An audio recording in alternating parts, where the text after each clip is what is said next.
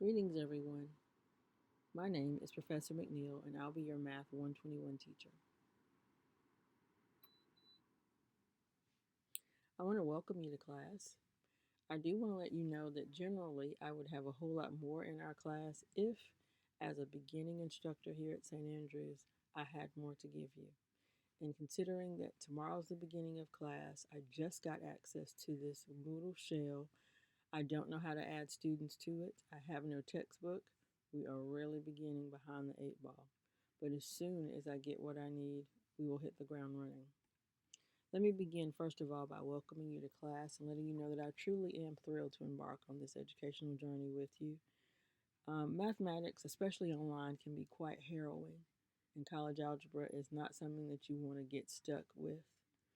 I will do my best to post many lectures covering every what I consider a tricky topic, which is probably just about every topic, with 2 to 5 minute mini lectures that you can watch and review as you work on the homework that will be through Pearson, I do believe. But it might not be. I'm not sure what our textbook is. I've been asking for one since December when I got hired, and I haven't gotten one yet. But what I understand the college algebra textbook to be is one that is written by Beecher. His name is Bleecher. I do believe autocorrect changed his name incorrectly here. And it is through Pearson if you wanted to try to get the book from the bookstore or on your own. The only other thing that I require that you have is a TI 83 or 84 plus calculator. I know that the school recommends that or a scientific one, but that's the one that I'm using. So if you're using anything other than that, I advise that you have your own manual so that if anything goes wrong, you can look up what you need to do to get what I've got on my screen. I encourage you to ask questions, and of course, the best way to do that is via email. I am not on the grid, so I'm not like folks that have cell phones. I don't have one, but I do have a great email address, and I work all day. I am a teacher in public schools here in North Carolina. Um, However, if you reach out by email, I will promptly respond in the evenings, every evening.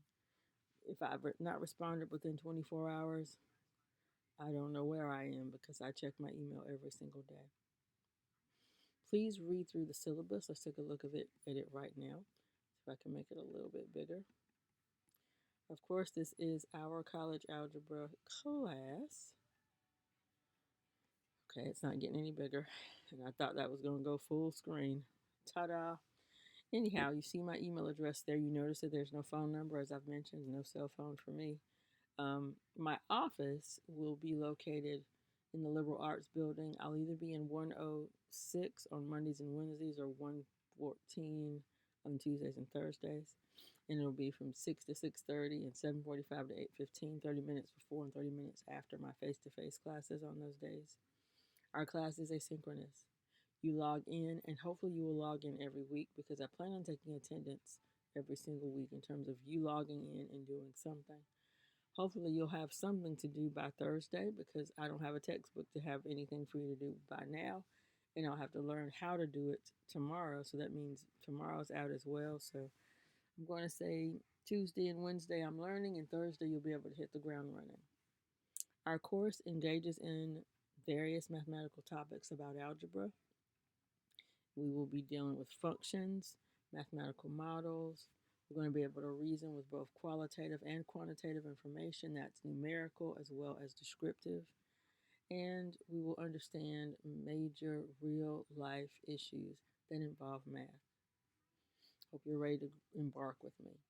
Notice the grading scale is a 10.1. Now, I'm a math teacher, so 10 point means something different for me than it does for most folks. Let's say your grade is 89.5. That is an A because I round up to 90.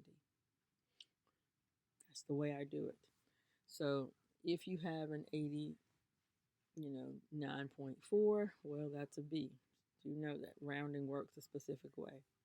You will have assignments that are related to homework, which counts 15% of your grade. You will have quizzes that count 15% of your grade as well. Both of these items you can use your notes for. Notes that you generate, notes that I give you in video lecture, and again, I'm hoping to put many lectures up for you to use. We have tests that count half of your grade, and I think that's important that they count half because tests are important. You can't use your notes for those tests. And this is an online setting. And I'm not sure if St. Andrews has the app where I can proctor you from home. So I'm not going to worry too much about that, but I am going to trust in the honor code and hope that you do your own tests because you do have to do your own final. The final exam is 20% of your grade. I was not told how that will be administered. It'll probably still be online, so good on you. Academic honesty and integrity. This is what I was just speaking about. St. Andrews expects students to honor the academic code and uphold standards of academic integrity. Academic integrity is the cornerstone of learning here and everywhere in the world. Students are expected to perform their academic work honestly and fairly. All work the students submit or present as a part of course assignments or requirements must be their own original work. This includes any work presented in written, oral, or electronic form. The use of AI tools is very tempting. And I say use them, but use them cautiously. Do not do anything that challenges the academic integrity of you. Don't plagiarize or steal without any citations being done properly.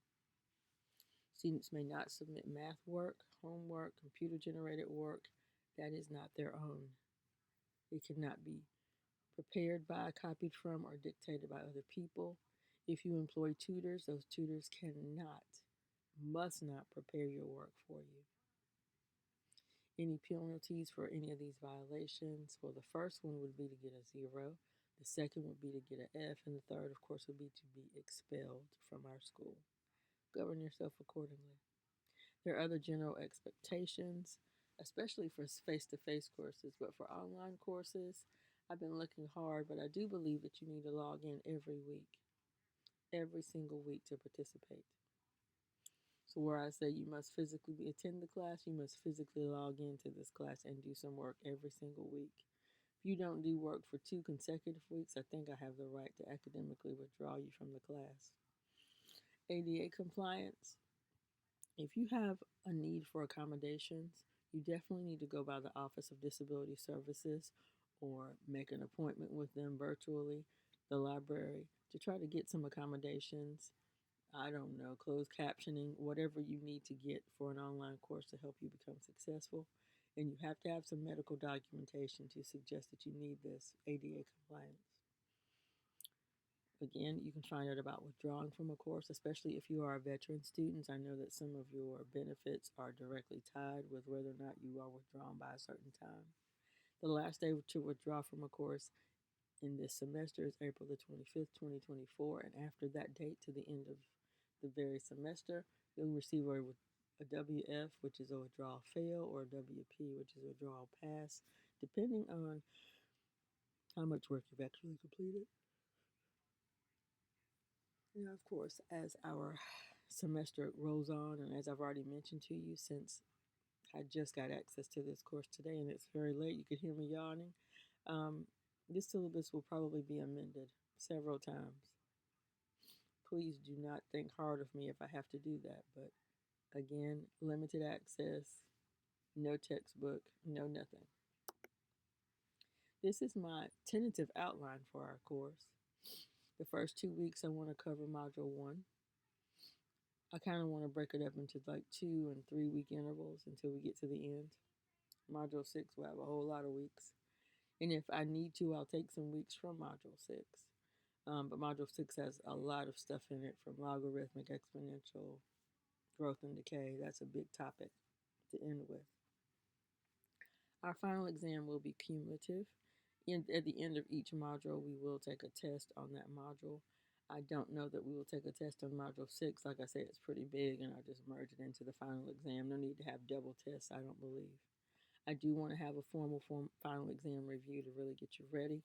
Either I'll do some video lectures or we'll get online through Zoom or some other way online to do that. Anytime that you email me and say, hey, can you help me with the concept one-on-one, I'm happy to tutor you. I'm happy to help you in any way imaginable. My hope was to not only just have the tests listed in this final column, but the actual homework sections, numbers, and dates that they are due and when, the late penalty would be. but to talk about homework and quizzes. As I have mentioned, homework, you have unlimited times to do that, like until the end of the semester.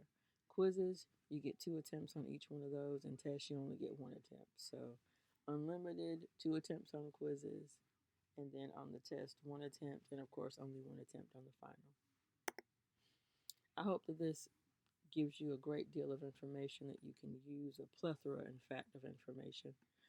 Unfortunately, there's not a whole plethora of information about your textbook because I've been asking and they said they were waiting for some sort of an approval. So hopefully tomorrow they'll have that. And maybe you already have your textbook. I'm just the only one that doesn't have one and I'm the teacher.